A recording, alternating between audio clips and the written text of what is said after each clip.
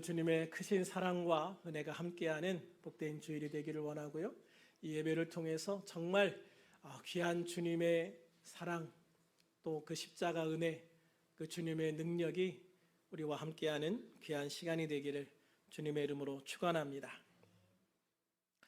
오늘도 역시 계속해서 주님의 십자가를 생각하는 그런 시간을 가지려고 합니다.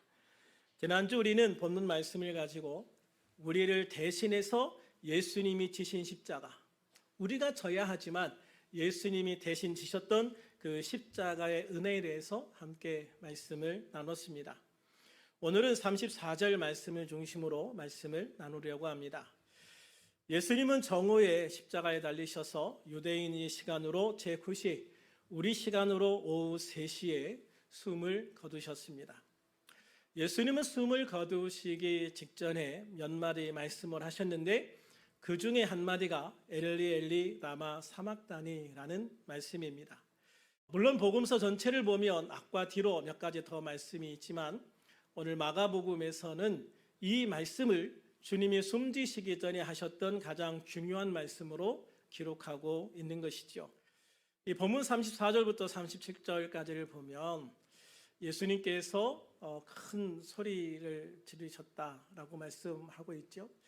아마 크게 소리 질렀다라고 말하지만 아마 크게라기보다는 처절하게라는 표현이 더 합당한 것 같아요. 예수님께서 제9시에 처절하게 소리를 지르셨다. 뭐라고요? 엘리 엘리 라마 사막다니라고 외치셨다는 것이죠.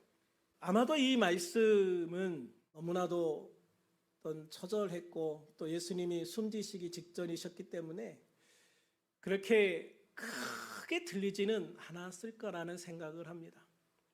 그래서 아주 가까이에서 들은 사람들을 제외하면 무슨 말을 했는지 정확하게 알아듣지는 못한 것 같아요. 그래서 사람들이 엘리 엘리 하니까 엘리야를 부르나 보다 라고 오해해서 야, 엘리야를 부른다, 엘리야가 와서 저를 구해주나 보자, 이런 이야기를 하고 있는 것을 보게 되어지죠. 그러나 예수님이 하신 말씀은 그런 말씀이 아니죠.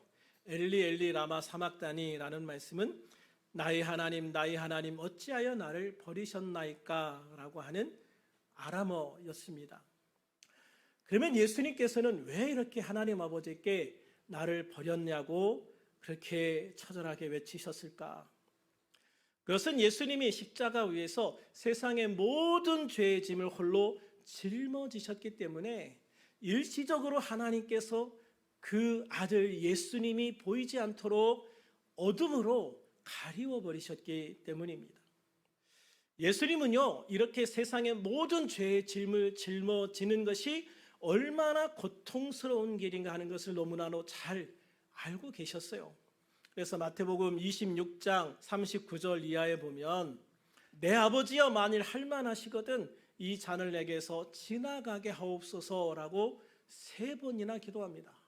그것도 정말 땀방울이 핏방울이 되어서 떨어질 정도로 그렇게 간절하게 처절하게 기도하셨지요.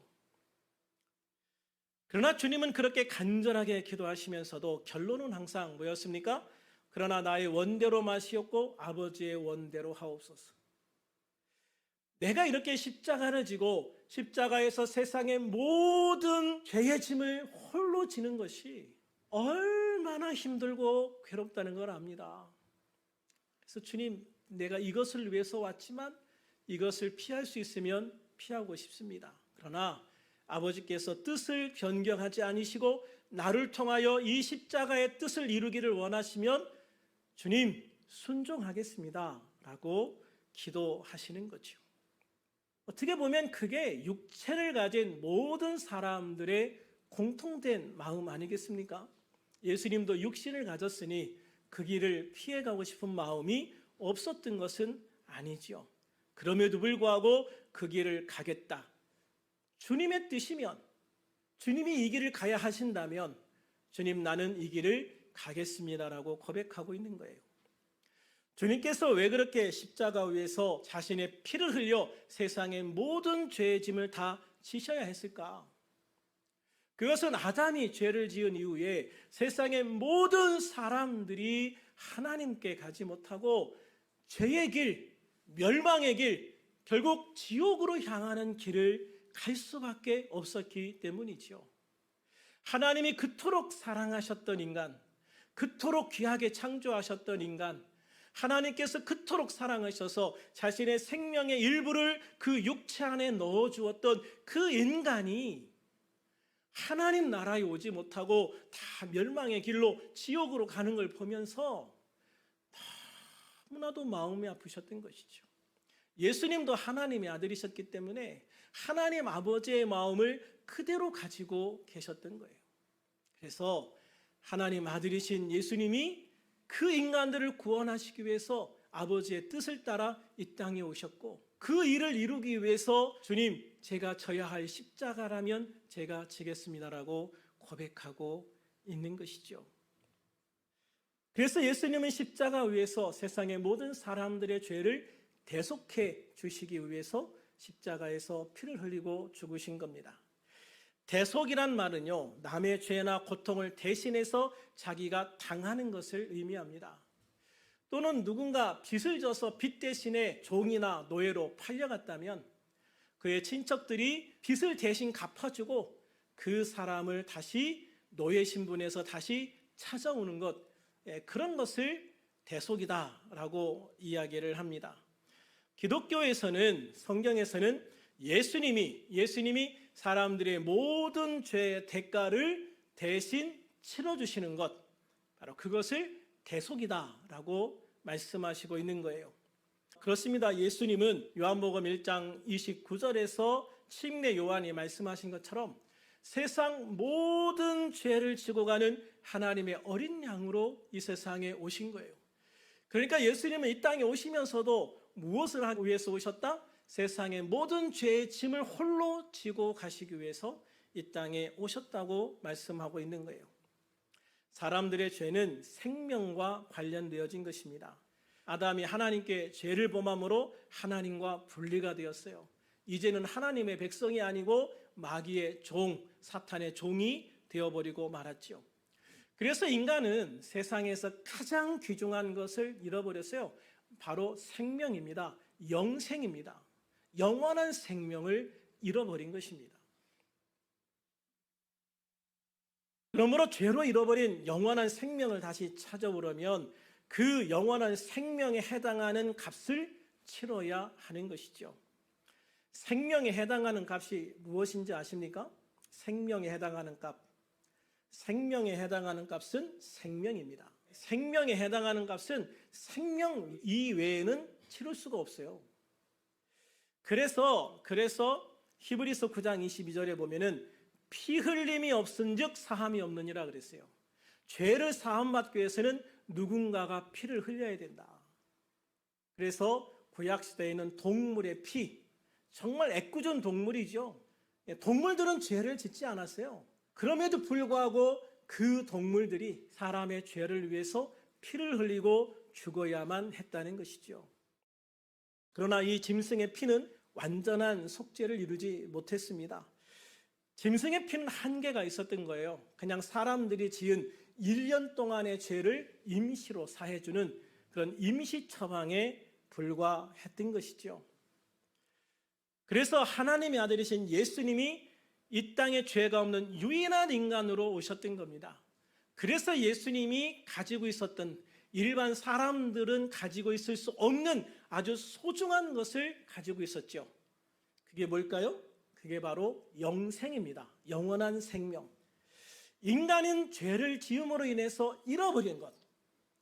그런데 예수님은 이 땅에 죄가 없는 유일한 인간으로 오셨기 때문에 바로 그 영생이 예수님께는 있었던 거예요. 그러니까 영생을 잃어버린 대가를 영생으로 갚은 거죠. 예수님의 피는 영생을 대가로 치를 수 있는 피였어요. 그것도 넘치는 대가였어요. 넘치는 대가. 왜냐하면 우리가 잃어버린 것은 인간의 생명이지만 하나님께서 치르신 대가는 하나님의 피, 하나님의 영생이었기 때문입니다. 그러므로 우리는요, 정말 단번에 히브리서 9장 12절에서 말씀하고 있는 것처럼 단 한 번의 십자가 속죄, 십자가의 피 흘림으로 우리의 모든 죄를 완전하게, 과거와 현재와 미래의 인간의 죄까지도 다 사해 주시는 놀라운 은혜를 베풀어 주신 것입니다. 그래서 우리는요, 하나님 앞에 그 넘치는 대가를 통해서, 우리는 죄사함을 받고 하나님의 자녀가 되어진 것을 믿으시기를 바랍니다.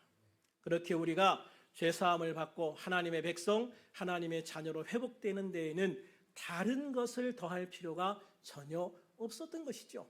이미 그 값을 넘치도록 치렀는데, 사탄이 남은 거 돌려주면 모를까, 우리가 더 이상 치를 값은 없는 것입니다. 그런데 십자가 위에서 세상의 모든 죄의 짐을 짊어지신 예수님은 너무나도 고통스러운 경험을 했습니다. 그게 뭐냐면 육체의 고통뿐만 아니라 영적인 단절을 경험해야 했기 때문입니다. 영적인 단절. 그래서 예수님은 나의 하나님 어찌하여 나를 버리셨나이까 라고 절규할 수밖에 없었던 것이죠. 하나님과의 단절, 이것이 세상에서 가장 큰 고통입니다. 늘상 하나님과 단절되어서 살아온 사람들, 늘상 하나님과 상관없이 단절되어서 살아온 사람은요, 그게 그렇게 힘든 줄 몰라요, 여러분. 그러나 늘상 하나님과의 관계 속에서 살아온 사람들은 하나님과의 단절이 얼마나 큰 고통인가 하는 것을 알 수 있는 거예요. 여러분, 여기에서 우리나라 이렇게 참 행복하게 잘 살다가요, 나는 정말 힘들고 어려워서 나는 지상낙원이라고 하는 북한에 가서 살 거야. 북한에 가서 딱 일주일만 한번 살아보세요. 평양의 특권층이 아니라 그냥 일반 백성의 모습으로 북한에서 일주일만 살아보세요. 대한민국이 정말 지상천국이었구나. 그걸 느끼는 날이 그렇게 오래 걸리지 않을 거예요. 북한에서 온 사람들의 이야기를 들어보면 평양 외의 지역은 그냥 사람이 아닌 짐승이 사육당하는 것과 같다는 이야기를 합니다. 그러니까 우리나라에서 아무리 힘들고 어렵게 살아도요, 북한보다는 나은 거예요. 그런데 여기에서 살 때는 좋은 걸 몰라. 그런데 딱 거기 가보면 못 살겠어. 정말 죽을 것 같아. 하나님과 늘 소통하던 사람들은 이 소통하는 게 얼마나 좋은지를 몰라. 그런데 하나님과의 소통이 딱 끊어지면, 하나님과의 교통이 딱 단절되면, 이게 이렇게 힘든 거구나, 이렇게 아픈 거구나, 이렇게 정말 처절한 고통이 오는구나, 그거를 알게 되어지는 거예요. 반대로 하나님 안에서 늘 소통하지 못하고 하나님과 상관없이 사는 사람들, 북한에서 그냥 늘 그렇게 정말 짐승처럼 살던 사람들은 그게 얼마나 힘든지를 스스로 알지 못하는 경우들이 많이 있는 거죠. 그런데 딱 대한민국에 와보면 이게 사람 사는 거구나 하는 것을 알게 되어지는 거예요. 바로 그 고통을 예수님이 당하신 거예요. 그래서 본문 33절과 34절에 보면 제6시가 되매 온 땅에 어둠이 임하여 제9시까지 계속하더니, 그 6시부터 9시까지 정말 어떻게 보면 완전히 하늘이 어둠으로 덮였어. 한밤중에 깜깜한 어둠처럼 그렇게 온 세상이 어두워진 거예요. 그런데 그게 육신의 눈만 가리워진 게 아니라 하나님과의 교통을 끊어버린 결과였다는 거죠. 하나님께서 이 세상을 아예 쳐다보지 않으시고 이 세상을 아예 외면하셨다. 3시간 동안.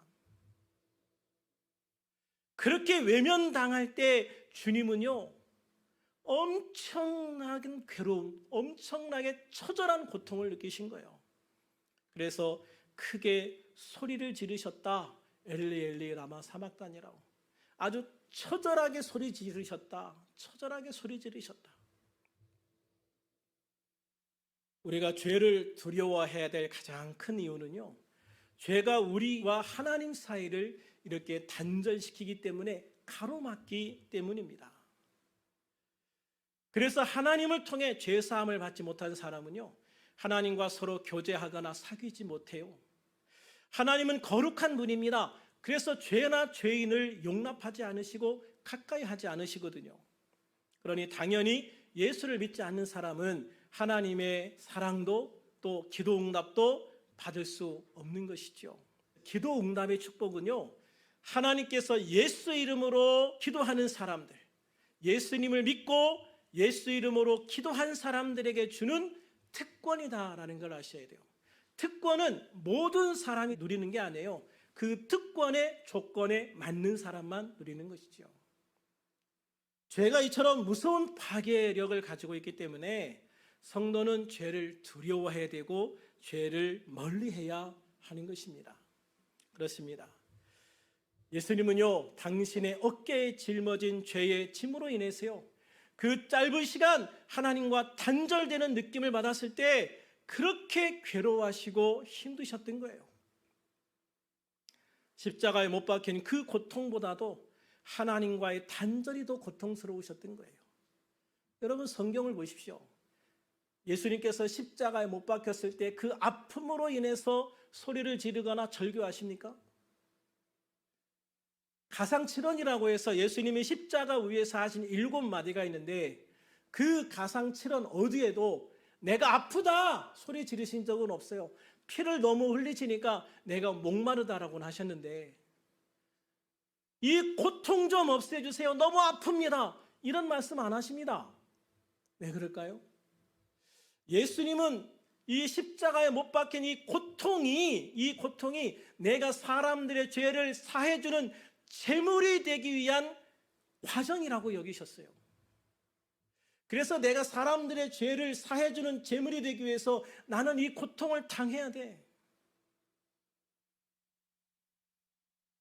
양이나 염소나 소가 인간의 죄를 사해주기 위해서 그 목에 칼을 찔리고 그 피를 살아있는 채로 다 쏟아내야 했던 것처럼,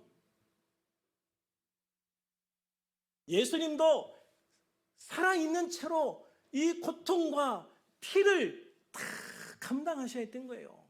이 고통, 살아있는 채로 이 고통을 다 당하시고 살아있는 채로 이 피를 다 흘리셔야 했던 거예요. 그게 예수님이 십자가에서 당해야 될 짐이었어요. 그래서 예수님은 그거에 대해서 말씀하지 않으세요. 그것에 대해서 비명 지르지 않으세요. 이미 내가 감당하려고 이미 마음 먹고 그렇게 왔기 때문에. 그런데 하나님과의 단절은요, 예수님이 생각하지 못하신 거예요.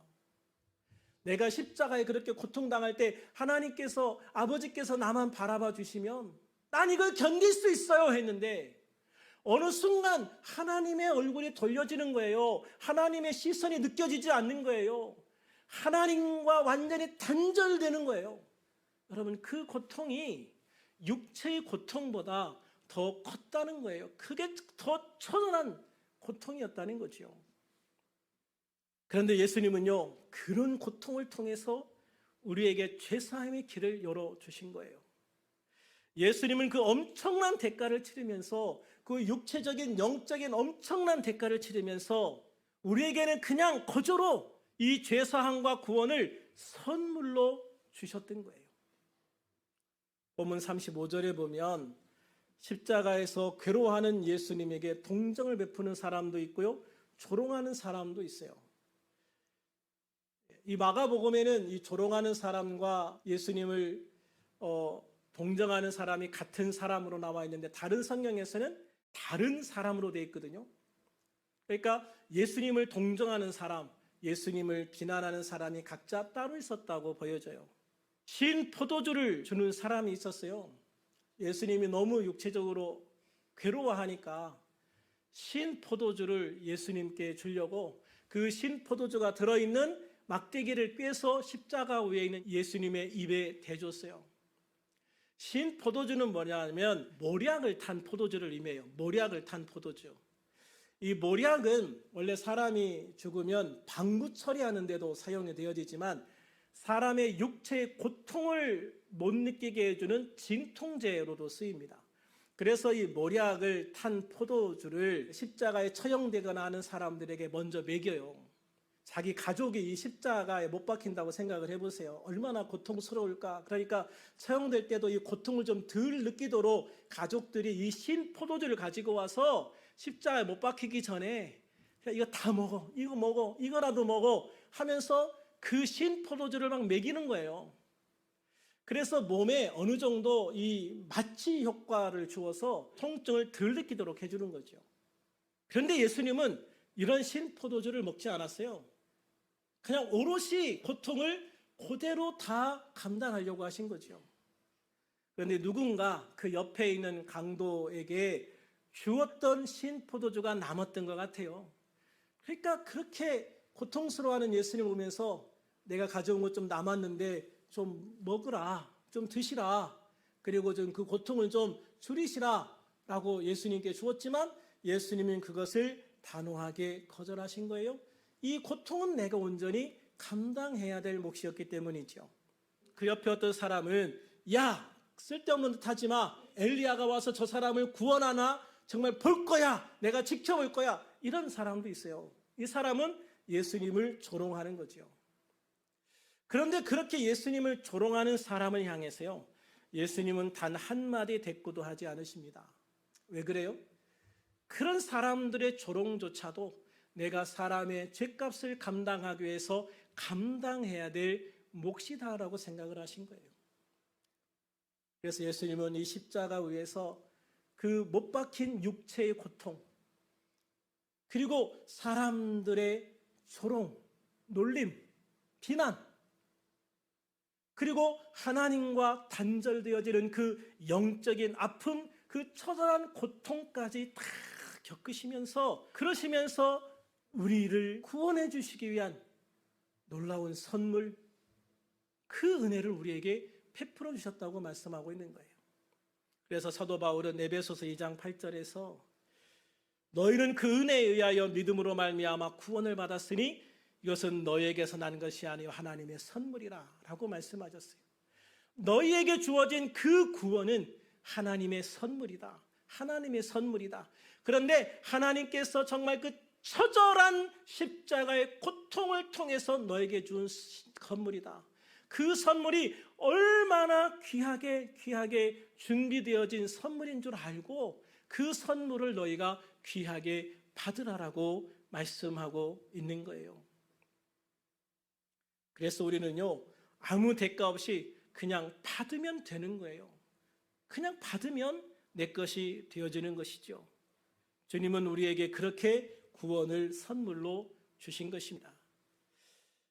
우리나라 최초의 여성 변호사였던 이태영 여사가 있습니다. 이화 여전을 졸업하고 평양에서 아이들을 가르치는 교사를 하고 있었어요. 그때 이 평양에서 이 남편을 만납니다. 이 남편을 만났는데 이 남편은 미국에서 공부를 하고 온 미국 유학파였어요.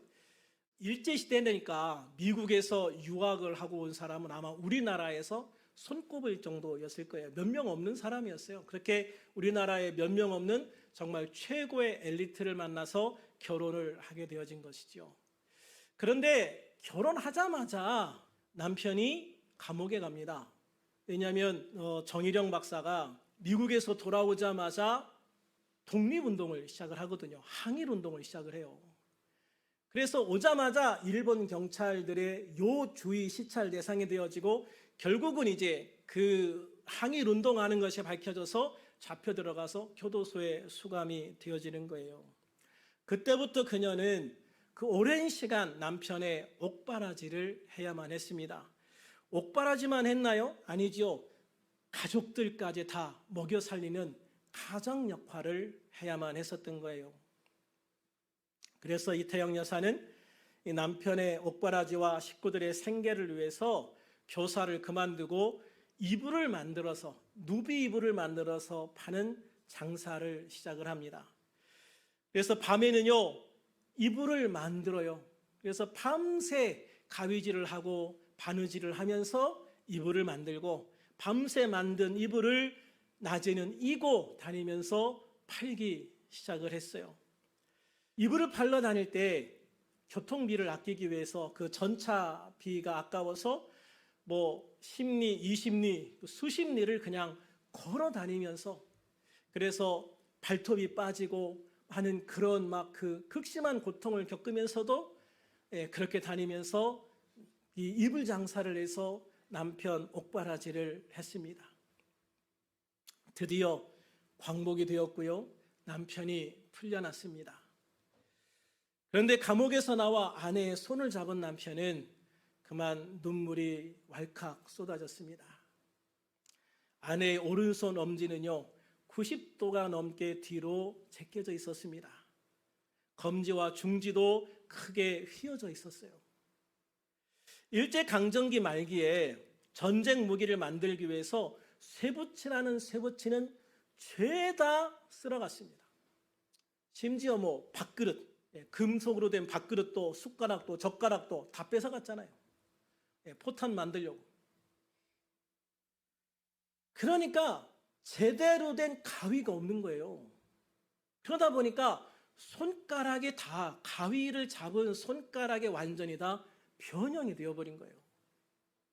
그런데 그런 부인을 보니까 정말로 이 가족 먹여 살리기 위해서 그렇게 힘들었던 자기 부인을 보니까 정말 눈물이 나지 않을 수가 없었던 것이죠. 그래서 그때부터 남편은 이제부터는 내가 다 감당할 테니 당신은 당신이 할 수 있는 일을 하라. 그래서 1946년 33세 나이로 이태영 여사가 법학 공부를 하기 시작을 했어요. 우리나라의 법대에 간 최초의 여자, 그리고 우리나라 최초의 여자 변호사가 그래서 될 수가 있었던 것이죠. 훗날 남편 정일영 박사는요, 외국을 나가거나 여행을 다녀올 때면 아내를 위해서 꼭 선물을 사왔는데요, 그 선물이 뭐냐면 바로 가위였습니다. 잘 드는 가위 하나 가져보는 것이 평생 소원이었던 이 아내의 옛 소망을 위해서요, 이렇게나마 선물로 그 마음을 달래주고 싶었던 것이죠. 그렇게 사 모은 가위가 200개가 넘었다고 합니다. 그만큼 이 남편은 아내의 그 사랑, 그 아내의 헌신을 갚아주기 위해서 그렇게 남편으로서 정말 그 부인을 아끼고 끊임없이 선물을 해주는 그런 삶을 살았다라는 것을 보게 되어지는 것이죠. 그런데 여러분, 주님은 우리에게 구원이라는 선물을 주시기 위해서 십자가 위에서 얼마나 큰 고통을 감당하셨습니까? 아내가 이불을 만들어 파는 그 고통, 그 손가락 3개가 휘인 그 고통에 비하겠습니까, 여러분? 예수님의 십자가의 고통은 정말 그 육체의 고통으로도 세상에서 피할 데 없는 그 어마어마한 고통이었습니다. 그 상황에서 사람들에게 조롱을 받습니다. 놀림을 받습니다. 침을 뱉는 사람도 있습니다. 그 상황에서 하나님은 자신을 외면합니다. 하나님과 단절되는 그 느낌은 그 육체의 고통과 비할 수 없는 처절한 고통이었습니다. 예수님은 그 고통, 그 아픔을 견디셔서 우리에게 구원이라는 선물을 주신 것입니다. 이 귀한 선물을 받은 우리들은 예수님이 우리를 위해서 이 선물을 주시기 위해서 겪었던 아픔과 고통을 생각하면서 정말 이 귀한 선물을 귀하게 받아서 사용하는 사람들이 돼야 되지 않을까요? 그런데 우리는 예수님께 그 선물을 받으면서도 그 선물을 주시기 위해서 예수님이 겪었던 아픔은 생각하지 않아요. 그냥 선물 받았어요. 할렐루야, 선물 받았네, 구원 받았네, 영생 받았네. 그러면서 그 받은 선물을 너무나 값어치 없이 그렇게 간직하고 살아가요. 그래서 주님 앞에 구원이라는 선물을 받았음에도 불구하고 정말 주님 앞에 그 구원을 가치 있게 사용하지 못하고 그냥 어떻게 보면 그 구원의 선물을 이리 뒹굴리고 저리 뒹굴리고 이리 차이고 저리 차이는 그런 선물로 내 삶에 가지고 있는 그런 삶을 살아가는 사람들이 얼마나 많은지 몰라요. 여러분, 그렇게 살다가 내가 주님 앞에 섰을 때 주님이 그 말씀하지 않겠습니까? 야, 나는 그 십자가 외에서 그 아픔을 겪으면서 너에게 구원을 선물로 주었는데 너는 그 선물을 그렇게 하찮게 여겼느냐?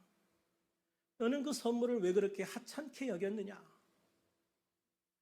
여러분, 그 음성을 들을 때 우리가 구원을 받을 수 있겠지만 우리가 얼마나 주님 앞에서 부끄러웠겠습니까?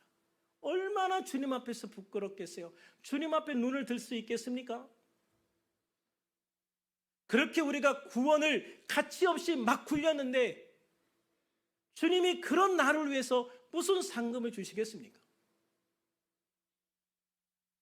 그러나 우리가 주님, 정말 주님께서 이 선물을 주시기 위해서 얼마나 큰 아픔과 고통을 겪으시면서 이 선물을 우리에게 주신 걸 압니다. 그러니 주님이 주신 이 구원의 선물, 정말 그 주님이 주실 때 그 겪으셨던 아픔, 고통, 그 모든 것을 감내한 주님의 사랑과 은혜를 내가 결코 잊지 않고 정말 가치 있게, 값어치 있게 이 선물을 잘 사용하겠습니다. 그래서 주님 앞에 받은 구원, 그 구원을 정말 하나님 앞에서 소중하게 여기고, 그래서 주님 앞에 받은 그 구원의 선물을 가치 있게 쓰기 위해서 주님의 말씀에 순종하고 더 주님을 알아가고 더 주님 앞에 귀한 삶을 들여서 주님 앞에 인정받을 수 있는 그런 믿음의 삶을 살 수 있다면, 그래서 우리가 주님 앞에 섰을 때 내가 너에게 준 십자가가 결코 아깝지 않았다. 내가 너에게 준 십자가가 하나도 아깝지 않았다. 그 말씀을 주님 앞에 들을 수 있다면 우리의 삶이 얼마나 귀한 삶이겠습니까? 그래서요, 전 우리들이 이 고난주간과 부활주의를 앞에 놓고 이 십자가를 생각할 때 그런 결심을 좀 했으면 좋겠어요. 우리 예수님이 나를 위해서 주신 선물, 이 선물이 이렇게 귀한 것을 우리가 새삼 다시 한번 알았습니다.